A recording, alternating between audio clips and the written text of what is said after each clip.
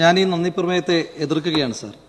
മഹാരഥന്മാരുടെ സ്മരണകൾ ഇരുമ്പുന്ന ജനാധിപത്യത്തിൻ്റെ പരമോന്നതമായ ഈ ശ്രീകോവിലിൽ എനിക്ക് സംസാരിക്കുവാൻ ഒരു അവസരമുണ്ടാക്കി തന്ന പാലക്കാടൻ ജനതയോടുള്ള നന്ദി ഈ അവസരത്തിൽ ഞാൻ രേഖപ്പെടുത്തുന്നു.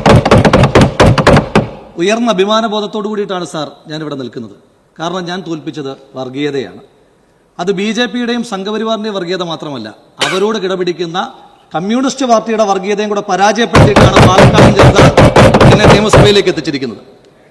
BJP രണ്ടാമത് നിൽക്കുന്ന RSSന്റെ വേരോട്ടമുള്ള പാലക്കാട് പോലൊരു മണ്ഡലത്തിൽ നിങ്ങൾ UDFനെ തോൽപ്പിക്കുവാൻ എന്തെല്ലാം വൃത്തികേടുകളാണ് സാർ ചെയ്തത്? എന്തായി സാർ നിങ്ങളുടെ നീലപ്പെട്ടിയിലെ കള്ളപ്പണത്തിന്റെ അന്വേഷണം? 1 ഡസൻ മന്ത്രിമാരല്ലേ ഞാൻ അവിടെ കള്ളപ്പണം കടത്തുകയാണ് നീലപ്പെട്ടിയിലെന്ന് പറഞ്ഞ ആരോപണം ഉന്നയിച്ചത്? ആ ആരോപണം ഉന്നയിച്ചിട്ട് 2 മാസം കഴിഞ്ഞിട്ട് ഒരു FIR പോലും രജിസ്റ്റർ ചെയ്യുവാൻ കഴിയാത്ത ഗതികേടിലല്ലേ സാർ നിങ്ങൾ വന്നത്? ആ പാതിരാ നാടകം കേരളം കണ്ടതാണ്. ആ പാതിരാ നാടകം കണ്ട കേരളത്തിന് പാലക്കാട് സമ്മാനിച്ച വിജയമാണ് എന്റെ നിയമസഭാ സാമാജികത്വം എന്ന് സൂചിപ്പിക്കുവാൻ ആഗ്രഹിക്കുകയാണ്. ആ രാത്രി നമുക്ക് മറക്കുവാൻ കഴിയുമോ സാർ? MB രാജേഷ് ഏതാ, DV രാജേഷ് ഏതാ എന്ന് കേരളത്തിന് മനസ്സിലാക്കാൻ കഴിയാത്ത രീതിയിൽ ഒരു സിനിമയിൽ ശ്രീനിവാസനും തിലകനും യാത്ര ചെയ്യുമ്പോൾ പറയുന്നുണ്ട് നമ്മുടെ രണ്ടിന്റെ ശബ്ദം ഒരുപോലെയാണെന്ന്. എന്നാൽ പാലക്കാട്ട് VV രാജേഷിന്റെ MB രാജേഷിന്റെ ശബ്ദം ഒരുപോലെയല്ലായിരുന്നു സാർ, ഒന്ന് തന്നെയായിരുന്നു സാർ. ആ രാത്രിയിൽ ആ നിങ്ങളുടെ സഖ്യത്തെ പരാജയപ്പെടുത്തിയിട്ടാണ് ഇവിടെ വന്നു നിൽക്കുന്നത്.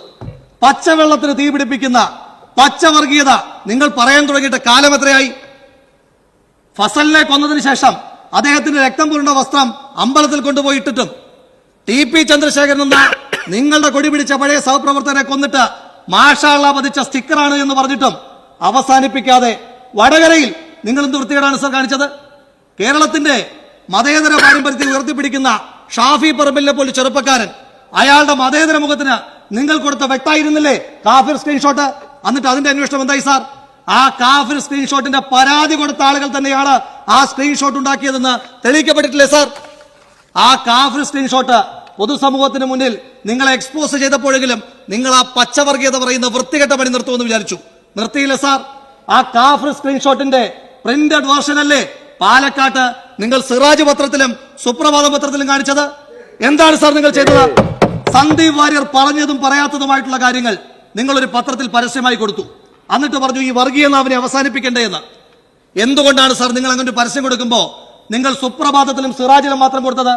അതേ ദിവസം തന്നെ നിങ്ങൾ പരസ്യം കൊടുത്ത മാതൃഭൂമിയിലും ദ ഹിന്ദുവിലും എന്തുകൊണ്ടാണ് സാർ ആ പരസ്യം കൊടുക്കാഞ്ഞത്? ഇനി സന്ദീപ് വാര്യർ BJP വിടുമ്പോ മാരാർജി ഭവനിലെ കരച്ചിൽ നമുക്ക് മനസ്സിലാക്കാം. പക്ഷെ കൂട്ടക്കരച്ചിൽ കേട്ടത് എവിടെയാണ് സാർ? അത് AKG സെന്റർ ആ കരച്ചിലിന് വേണ്ടിയിട്ടാണ് സാർ. അപ്പോ BJPയിൽ നിന്ന് ഒരാൾ പോലും കൊഴിയാൻ പാടില്ല എന്ന ഏറ്റവും അധികം താല്പര്യം CPM-നല്ലേ സാർ? CPM-ന്റെ പ്രധാനമന്ത്രി സ്ഥാനാർത്ഥിയായിരുന്നല്ലോ നമ്മുടെ ശ്രീ വിജയരാഘവൻ. അദ്ദേഹത്തെ പരിഹസിക്കാൻ വേണ്ടി പറഞ്ഞതല്ല, നിങ്ങളുടെ പാർട്ടിയുടെ കീഴ്വഴക്കം അങ്ങനെയാണ്. കഴിഞ്ഞ പാർലമെന്റ് തെരഞ്ഞെടുപ്പിൽ മത്സരിച്ച ഏക പോളിറ്റ് ബ്യൂറോ മെമ്പർ അദ്ദേഹമായിരുന്നു. CPM അധികാരത്തിൽ വന്നാൽ വിജയരാഘവനാകുമായിരുന്നു ഇന്ത്യയുടെ പ്രധാനമന്ത്രി. ദൗർഭാഗ്യവശാൽ വിജയരാഘവൻ പാലക്കാട്ട് VK ശ്രീകണ്ഠനോട് പരാജയപ്പെട്ടു. മാത്രമല്ല CPM-നാകെ 3 സീറ്റേ കിട്ടിയുള്ളൂ. അങ്ങനെ അതുകൊണ്ട് മാത്രമാണ് മലയാളിക്ക് ഒരു പ്രധാനമന്ത്രി നഷ്ടമായത്. കപ്പിനും ലിപ്പിനും ഇടയിൽ പ്രധാനമന്ത്രി സ്ഥാനം നഷ്ടമായ ആ വിജയരാഘവൻ ഇന്ന് കേരളത്തിലെ മുഴുവൻ മുസ്ലിങ്ങളെയും തെറിവിളിച്ച് നടക്കില്ലേ സാർ? നിങ്ങൾ പരാജയപ്പെട്ടതിന് ഉത്തരവാദിത്തം ഈ നാട്ടിലെ മുസ്ലിങ്ങൾക്ക് മാത്രമല്ല സാർ, ഈ നാട്ടിലെ ക്രിസ്ത്യാനികളും ഈ നാട്ടിലെ ഹിന്ദുക്കളും മതമുള്ളവരും ഇല്ലാത്തവനും എല്ലാം നിങ്ങൾക്കെതിരാണ് സാർ. പാലക്കാട് തെരഞ്ഞെടുപ്പിൽ ഞാൻ മത്സരിക്കുമ്പോൾ നിങ്ങൾ എന്നെ വിളിച്ചത് വെരുത്തനെന്നാണ് സാർ. കാസർഗോഡ് മത്സരിച്ച് കണ്ണൂരുകാരനായ AK ഗോപാലൻ അദ്ദേഹം പാലക്കാട് മത്സരിക്കുമ്പോൾ വെരുത്തനല്ല സാർ. കണ്ണൂരുകാരനായ ശ്രീ EK നായനാർ അദ്ദേഹം പാലക്കാട് മത്സരിക്കുമ്പോൾ അദ്ദേഹം വെരുത്തനല്ല സാർ. ഇനിയും നിങ്ങൾ മത്സരിപ്പിച്ച് പരാജയപ്പെടുത്തി ഗ്രൂപ്പിസത്തൊക്കെയാണല്ലോ സംസാരിച്ചത്. നിങ്ങൾ മാരാരിക്കുളത്ത് മത്സരിപ്പിച്ച് പരാജയപ്പെടുത്തിയ ശ്രീ VS അച്യുതാനന്ദൻ പാലക്കാട് വരുമ്പോ അദ്ദേഹം വെരുത്തനല്ല സാർ. മലപ്പുറംകാരനായ EMS നമ്പൂതിരിപ്പാട് പാലക്കാട് മത്സരിക്കാൻ വരുമ്പോ അദ്ദേഹം വെരുത്തനല്ല സാർ. ഇനി എന്നെ വെരുത്തനെന്ന് വിളിച്ചതാരാ? ശ്രീ AK ബാലൻ. കോഴിക്കോട് നാദാപുരംകാരനായ ശ്രീ AK ബാലൻ ഒറ്റപ്പാലത്തും കുഴൽമന്നത്തും തരൂരും മത്സരിച്ച ആ ബാലേട്ടനാണ് എന്നെ വെരുത്തനെന്ന് വിളിച്ചത്. ആ ബാലേട്ടന്റെ ശബ്ദം കോറസ് കൊടുത്തതാരാണ്? ശ്രീ K സുരേന്ദ്രൻ. കോഴിക്കോടുകാരനായ അദ്ദേഹം ഇനി മത്സരിക്കാൻ കേരളത്തിൽ ഒരു ജില്ലയും ബാക്കിയില്ല സാർ. കൊല്ലം ജില്ലാ സമ്മേളനത്തിൽ CPM-ന്റെ ജില്ലാ സമ്മേളനത്തിലെ നിങ്ങളുടെ ഒരു പരാമർശം എന്നെ ഏറെ വേദനിപ്പിച്ചു. ആ പരാമർശത്തിൽ നിങ്ങൾ പറഞ്ഞത് ശ്രീ A റഹീമിനെ രാജ്യസഭാ മെമ്പറാക്കിയത് ഒരു തെറ്റായി ഒരു പ്രയോജനവുമില്ല എന്ന. ദയവ് ചെയ്ത് അങ്ങിടപെട്ടിട്ട് ആ പരാമർശം പിൻവലിക്കണം. റഹീമിനെ രാജ്യസഭാ മെമ്പറാക്കിയത് നിങ്ങൾക്ക് പ്രയോജനമില്ലെങ്കിലും ഞങ്ങൾക്ക് വലിയ പ്രയോജനമാണ് സർ. അദ്ദേഹം പാലക്കാട് തെരഞ്ഞെടുപ്പിന്റെ പ്രചരണത്തിന് ആദ്യത്തെ ആഴ്ച എത്താത്തപ്പോൾ എനിക്ക് വലിയ നിരാശയുണ്ടായിരുന്നു. പക്ഷേ രണ്ടാമത്തെ ആഴ്ച അദ്ദേഹം എത്തിയത് കൊണ്ടാണ് തൃക്കാക്കരയ്ക്കും പുതുപ്പള്ളിക്കും വടകരയ്ക്കും ശേഷം പാലക്കാടും ജോറായി മാറിയത്. റഹീമിനെ പറ്റി ഞാൻ പറയാനുള്ള കാരണം, വെഞ്ഞാറമ്മൂട് ഇരട്ട കൊലപാതകം ശ്രീ റഹീം ആയിരുന്നല്ലോ അതിന്റെ ഏറ്റവും പ്രധാനപ്പെട്ട വക്താവ്. അതിന്റെ പുതിയ കണ്ടെത്തൽ വന്നിട്ടുണ്ടല്ലോ സാർ. പാതി പ്രതിയായി സാർ. എന്താ സാർ നിങ്ങൾക്ക് മിണ്ടാട്ടമില്ലാത്തത്? നിങ്ങളുടെ 2 സഹപ്രവർത്തകരല്ലേ ഹക്കും മിഥിലാജും? ആ ഹക്കിനെയും മിഥിലാജിനെ കൊന്ന കേസിലെ പ്രതികളാരാണ് എന്ന് നിങ്ങൾക്ക് കണ്ടുപിടിക്കണ്ടേ? ഞങ്ങളുടെ 2 സഹപ്രവർത്തകർ ശരത് ലാലും കൃപേഷും കൊല്ലപ്പെട്ടപ്പോ അതിനകത്തെ പ്രതികളായ CPM നേതാക്കന്മാർ അവരുടെയൊക്കെ വീട്ടിൽ കല്യാണവും മരണവും അടക്കമുള്ള വിശേഷം ഉണ്ടാകുമ്പോൾ പോലും പുറത്തിറക്കാത്ത രീതിയിൽ ഞങ്ങൾ ജാഗ്രതയോടുകൂടി നിയമപോരാട്ടം നടത്തിയവരാണ്. ആ അഭിമാനബോധത്തോടു കൂടിയിട്ടാണ് സാർ പറയുന്നത്. ഈ പാലക്കാട്ടെ പറ്റി പറയുമ്പോ ഒരു തുള്ളി വെള്ളത്തിന് പൊന്നും വില കൊടുക്കുന്ന പാലക്കാടൻ ജനത, ആ പാലക്കാടൻ ജനതയ്ക്ക് അവിടെ ജലചൂഷണത്തിന് വേണ്ടി ഒയാസിസ് എന്ന് പറഞ്ഞൊരു കമ്പനിയെ പറഞ്ഞയച്ചിരിക്കുകയാണ് സാർ. ആ കമ്പനിയെ പറഞ്ഞയച്ചിരിക്കുന്നത് പാലക്കാട് തെരഞ്ഞെടുപ്പിന് ചെലവഴിച്ച പണത്തിന്റെ ഉപകാരസ്മരണയ്ക്ക് വേണ്ടിയിട്ടാണോ? മാനേജിംഗ് ഡയറക്ടർ കള്ളപ്പണ കേസിൽ പ്രതിയായിട്ടുള്ള പഞ്ചാബ് സർക്കാർ നിരോധിച്ച ഡൽഹിയിൽ മദ്യഴിമതിയിൽ പങ്കാളിയായ ആ കമ്പനിയെ പറ്റി ഇറക്കിയിരിക്കുന്ന ഉത്തരവൊന്ന് വായിച്ചു നോക്കണം സാർ.